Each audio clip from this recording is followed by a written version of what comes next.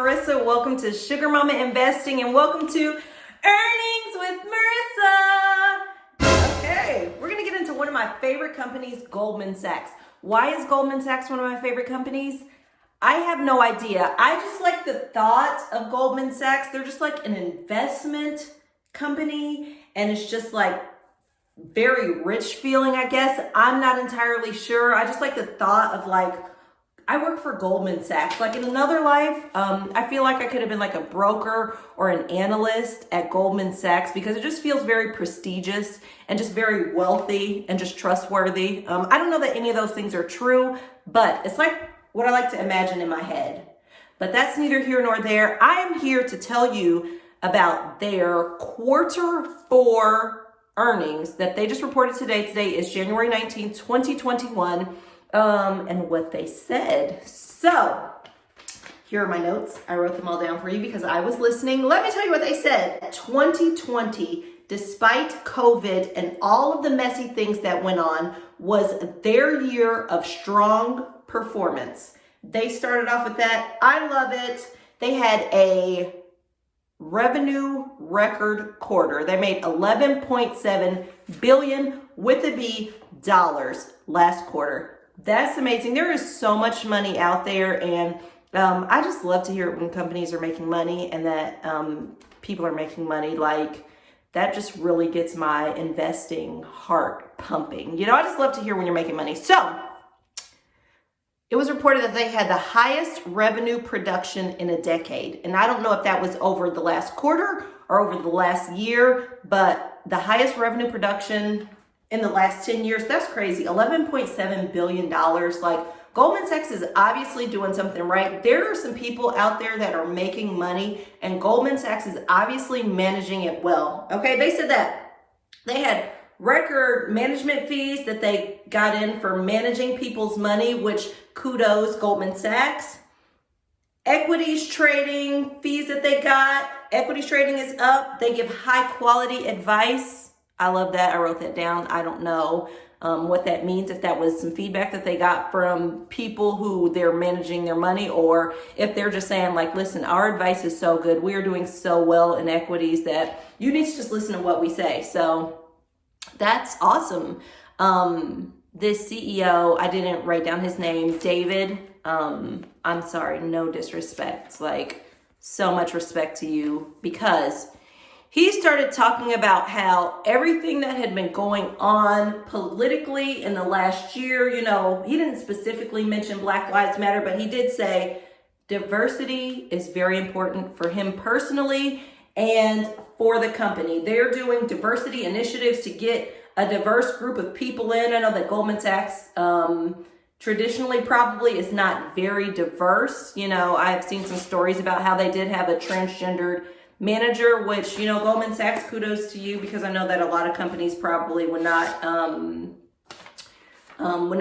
you know, be really out and open with that, no pun intended, but that's amazing. Like, here's the thing, Goldman Sachs, don't just talk the talk, you gotta walk the walk. Like, if you really want to be diverse, you gotta welcome diverse people in and make them feel at home, but I'm not going to be swayed by the fact that the CEO said that they want diversity. I mean, I love that. I think that's very in right now for companies to say they want to be diverse. But if they're truly talking and walking, that's amazing. We love diversity. We love to see, you know, different shades, thoughts, beliefs in companies. Is just only going to make you stronger. So the CEO, David, did mention that, and that's amazing. So he said it is a personal priority of his to have more diverse hiring, more diverse practices, and the like. The CEO also mentioned that he urged political leaders to figure out how to roll this vaccine out.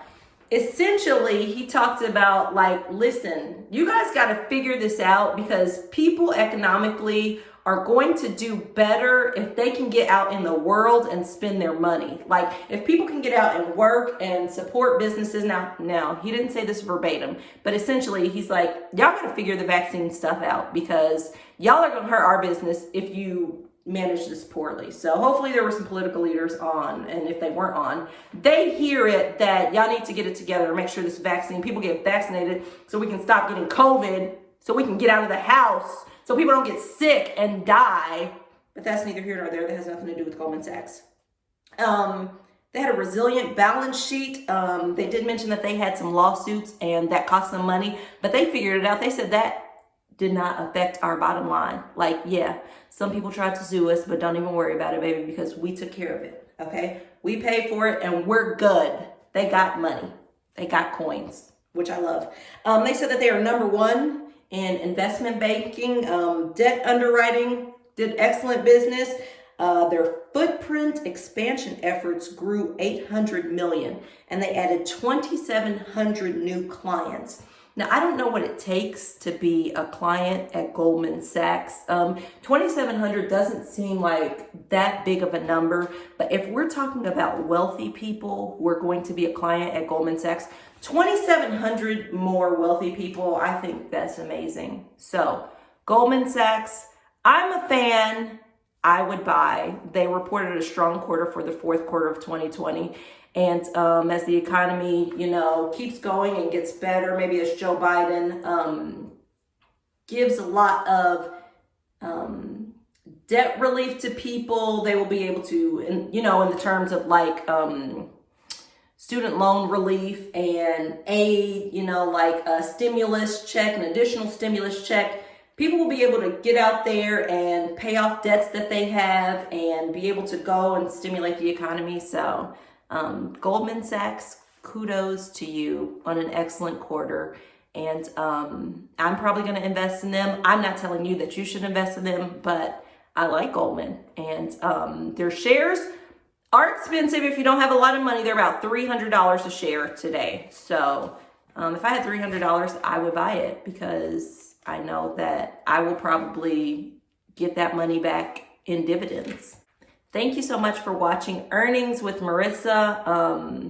Thumbs up to Goldman Sachs today. You guys, you're doing great, sweetie. Bye.